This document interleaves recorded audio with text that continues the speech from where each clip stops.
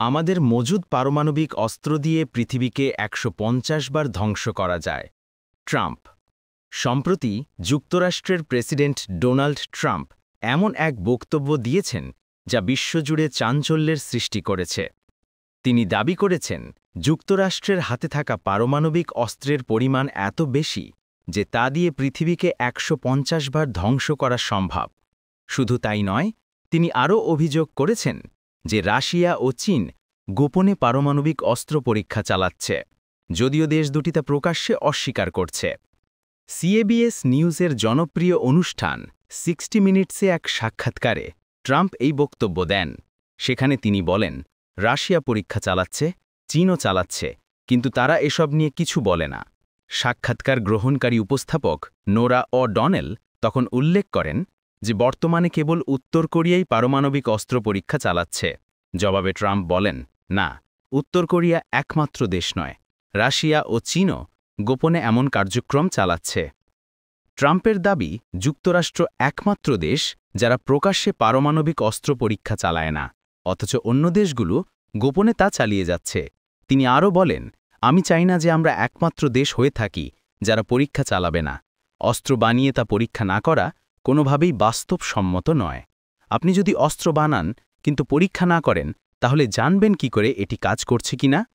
যুক্তরাষ্ট্রের পারমাণবিক সক্ষমতা নিয়েও গর্ব প্রকাশ করেন ট্রাম্প। তিনি বলেন, আমাদের কাছে বিশাল পারমাণবিক শক্তি আছে যা আর কোনো দেশের নেই। রাশিয়া দ্বিতীয় স্থানে রয়েছে আর চীন অনেক পিছিয়ে আছে, তবে আগামী ৫ বছরের মধ্যে তারা আমাদের সমান হয়ে যেতে পারে। তার ভাষায়, আমাদের পর্যাপ্ত পারমাণবিক অস্ত্র আছে যা পৃথিবীকে ১৫০ বার উড়িয়ে দেবার মতো। রাশিয়ারও অনেক আছে, আর চীনও দ্রুত এগোচ্ছে।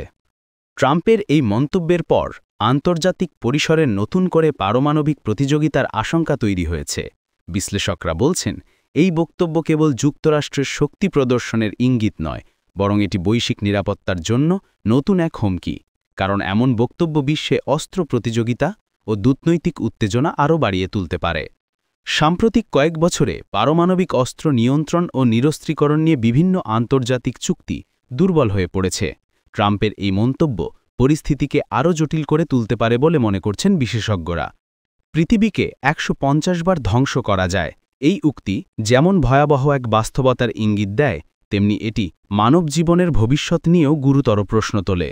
সর্বোপরি বলা যায়, ট্রাম্পের এই বক্তব্য শুধু যুক্তরাষ্ট্র নয়, বরং পুরো পৃথিবীর জন্যই এক ধরনের সতর্ক সংকেত। পারমাণবিক অস্ত্র প্রতিযোগিতা বাড়লে তা মানবজাতির অস্তিত্বের ওপরই হুমকি তৈরি করবে। তাই প্রয়োজন শান্তি, সংলাপ ও অস্ত্র নিয়ন্ত্রণের মাধ্যমে বিশ্বের নিরাপত্তা নিশ্চিত করা। না হলে এই পৃথিবী সত্যিই ১৫০ বার নয়, একবারই ধ্বংস হলে আর ফেরার পথ থাকবে না।